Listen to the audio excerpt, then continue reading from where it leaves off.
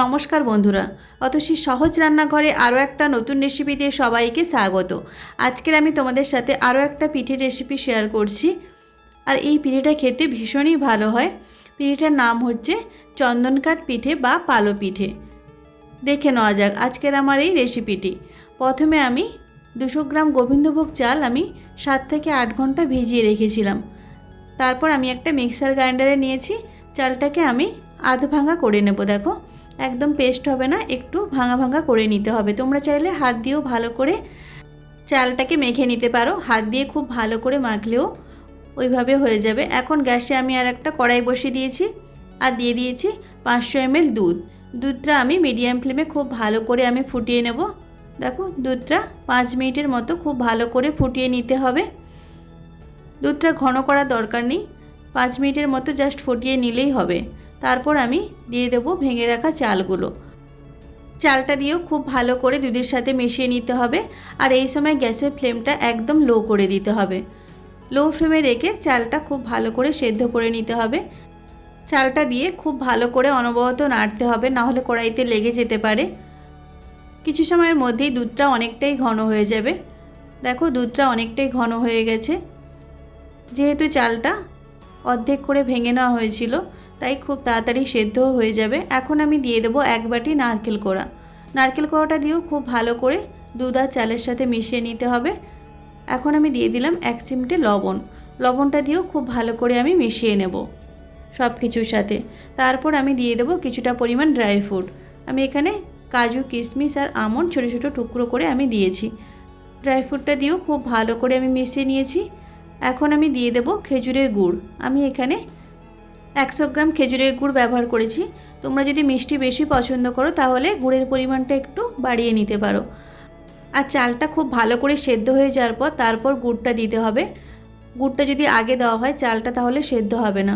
চালটা আমার খুব ভালো করে সেদ্ধ হয়ে গেছে, তারপর আমি গুড়টা দিয়েছি। দেখো, গুড়টা দিয়েও খুব ভালো করে আমি মিশিয়ে নিয়েছি। আর গুড়টা দেওয়ার পর মিশ্রণটা একটু পাতলা হয়ে যাবে। গ্যাসের ফ্লেমটা একদম লো ফ্লেমে রেখে মিশ্রণটা অনবরত নাড়তে হবে। তারপর একটু ঘন করে নিতে হবে। গ্যাসের ফ্লেমটা কোনোভাবেই হাই করা যাবে না, তাহলে কড়াইতে লেগে যেতে পারে। অবশ্যই একদম লো ফ্লেমে রেখে খুব ভালো করে মিশ্রণটা মিশিয়ে ঘন করে নিতে হবে। মিশ্রণটা অনেকটাই ঘন হয়ে গেছে। এখন আমি সবশেষে দিয়ে দেবো 1 চামচ ঘি। ঘিটা দিয়েও খুব ভালো করে মিশিয়ে নিতে হবে।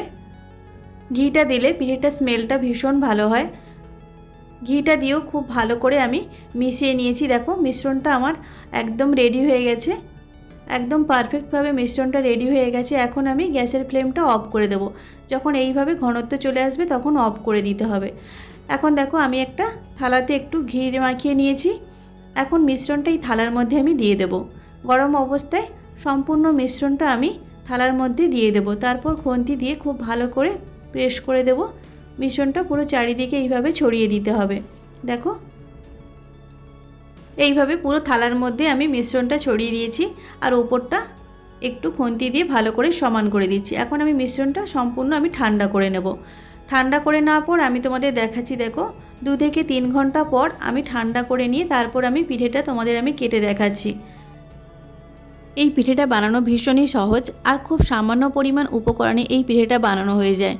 অবশ্যই তোমরা বাড়িতে একবার বানিয়ে দেখো, ভীষণ ভালো খেতে হবে। বাড়ির সকলে ভীষণ পছন্দ করবে। দেখো, একটা পিঠে আমি তোমাদের দেখাচ্ছি কতটা সুন্দর হয়েছে। এটা দেখতে যেমন সুন্দর হয় খেতেও ঠিক তেমনই সুন্দর হয়।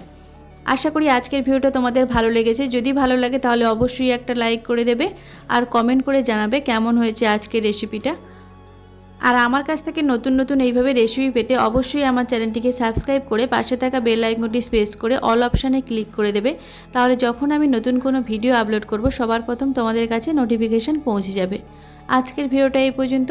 নেক্সট কোনো ভিডিওতে তোমাদের সাথে আবার দেখা হচ্ছে নতুন কোনো একটা রেসিপি নিয়ে। ততক্ষণে তোমরা ভালো থেকো, সুস্থ থেকো। ধন্যবাদ।